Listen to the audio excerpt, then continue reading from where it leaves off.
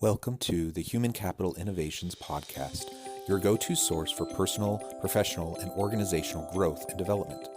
We hope you tune in often for all things people management, organizational development and change, organizational leadership, and social impact related. Maximize your personal and organizational potential with Human Capital Innovations Podcast.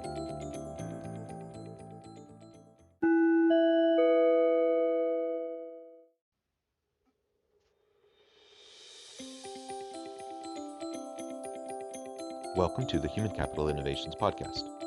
In this Inc. Insights HCI podcast episode, I explore the recent Inc. video, Steve Jobs, My 5 Principles for Success.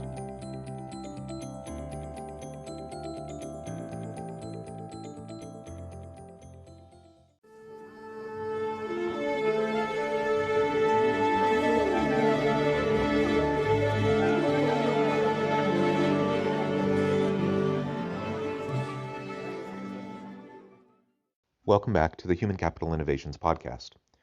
In today's HCI podcast episode, we're starting a new Inc. Insights series where I'll explore recent Inc. videos. Today, I'll be looking at the recent Inc. video, Steve Jobs, My 5 Principles for Success. Steve Jobs was one of the most innovative leaders of our time, creating iconic companies like Apple, Pixar, and Next. I'll be exploring what he identified as the 5 key principles of his success and success for other leaders. And I'll catch you on the flip side of this first clip. Steve Jobs was one of the most innovative leaders of our time. The genius entrepreneur followed these 5 principles as a path to success. 1. Follow your passions. Do what you love is a line Steve Jobs delivered in his famous Stanford commencement speech. In a public appearance alongside Bill Gates, Jobs explained the role passion played in driving his success. People say you need to have a lot of passion for what you're doing, and it's totally true, Jobs said. The reason is because it's so hard that if you don't have it, any rational person would give up. Do what you love. Do something that you're passionate about. Now, I know this sounds very cliche and also not always particularly realistic. The reality is that we all have to do work that we don't always love.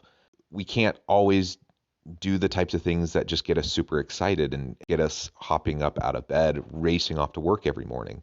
There are going to be times where we're doing drudgery work, where we're doing the type of stuff nobody else wants to do.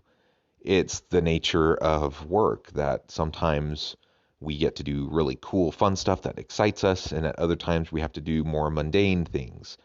So I don't think Jobs is suggesting that we only do work that is always going to be exciting. And in fact, that's not sustainable to be working at a passion level and a high energy level all the time. We simply can't do it. And it will lead to burnout if that's what we're trying to accomplish.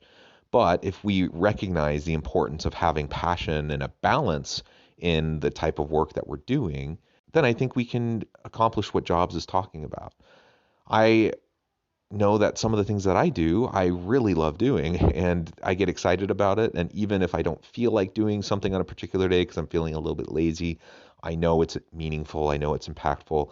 I have passion for the topic. I know I'll be able to help people through what I'm doing. And so I get up and I do it. But that doesn't mean there aren't technical things I need to do or more mundane types of things that I need to do to see my idea through to implementation, or so that I can actually have the impact that I'm looking for. That's just the nature of it. But if I'm doing something that I hate each and every day, I think everyone understands how clearly that's not going to drive sustainable effort over time.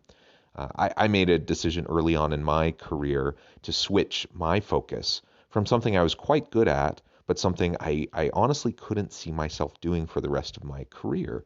And as a result, I made a pretty huge shift, a gigantic pivot, and ultimately towards something that I could see myself having more sustained passion around.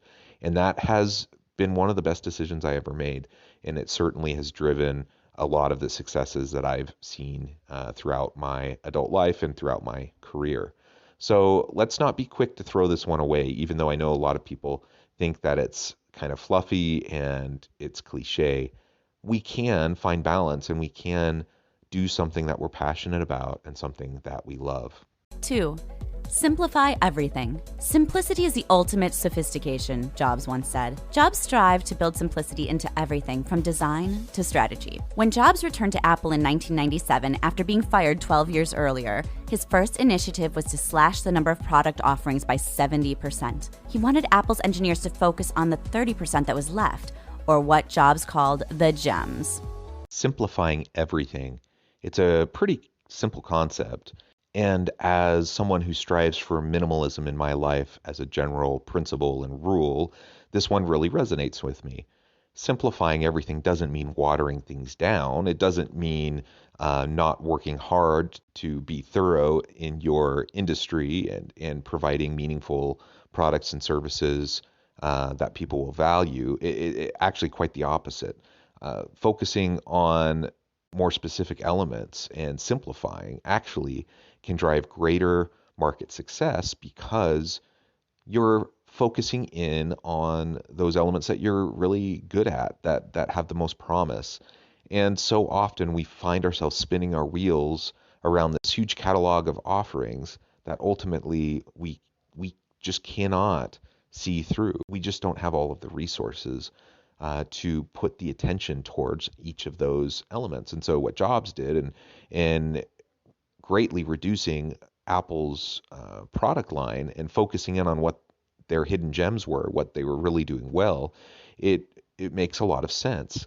Now, does that mean you have to take a look at your organization or your unit that you lead and try to find ways to cut out 70% of what you're currently doing? No, not necessarily. But you do need to be asking yourself, why are we doing what we're doing? Does it make sense to continue doing everything that we're currently doing? And most of the time, the answer is no. Most of the time, we can simplify.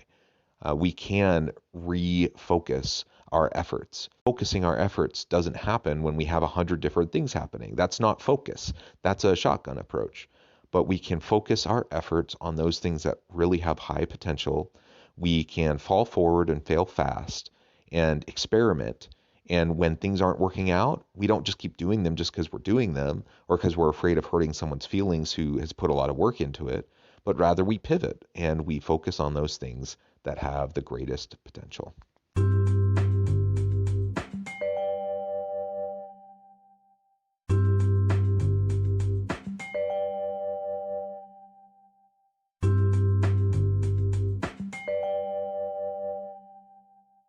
Three, unleash your creativity. Jobs once said that the secret to creativity comes down to trying to expose yourself to the best things that humans have done and then try to bring those things into what you're doing. For example, Jobs roamed the kitchen appliance aisles to get ideas for the Apple II. Jobs studied the Ritz-Carlton before opening the first Apple store. Creativity doesn't just happen.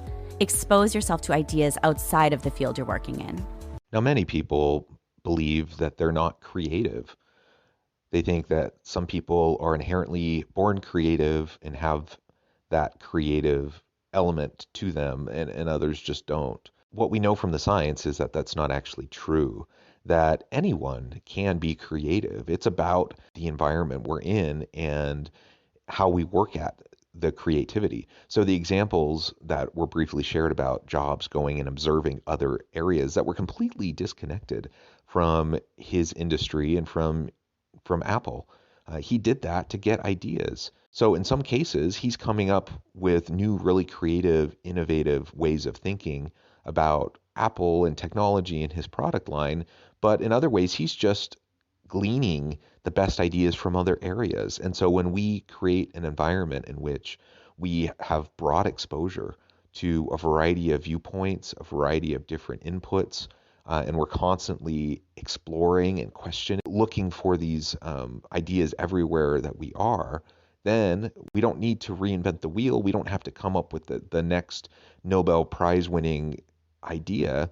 We just need to simply curate knowledge and curate the creative things that are happening out there already and start to integrate them and synthesize them into something that will help our business. Much of innovation and creativity is simply being able to see the connections others don't see. 4.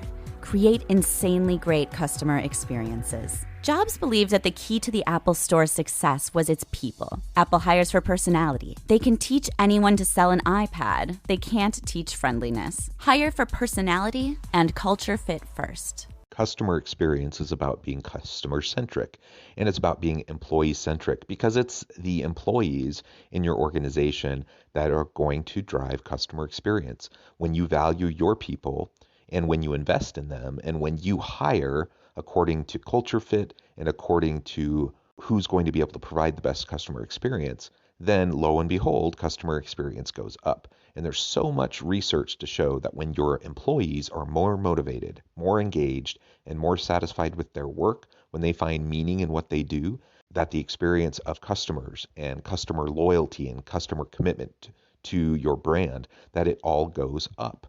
So if we want to create an amazing customer experience, we need to value our people and we need to have a people-centric organization. 5.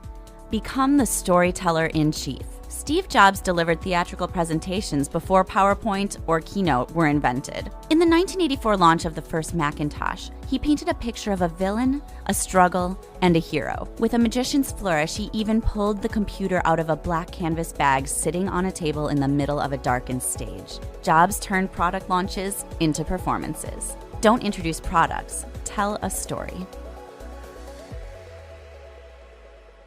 Learning how to tell a compelling story is always a great leadership tip. As leaders, we have to sell, and we may not be selling products to customers, but we're selling ideas and we're selling vision and strategy to our people. And so in order to do that, we need to be able to tell a compelling story. Now, that story needs to be data driven. It needs to be connected back to metrics and data and reality.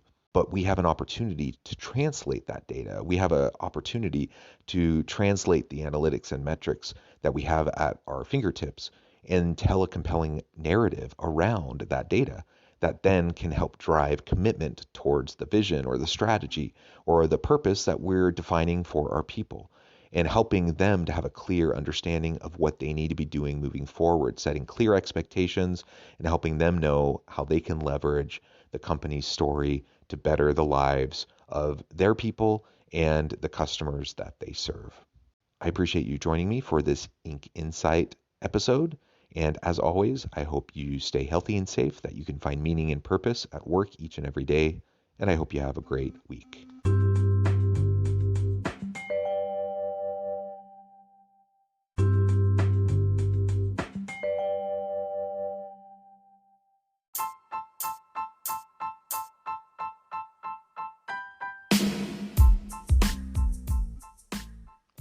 We are excited about the launch of HCI's new magazine, Human Capital Leadership. Human Capital Leadership is a free, interactive e-magazine designed to help individuals, leaders, and organizations find innovative approaches to maximize their human capital potential. We will be publishing issues quarterly in August, November, February, and May. Check out the first issue and let us know what you think.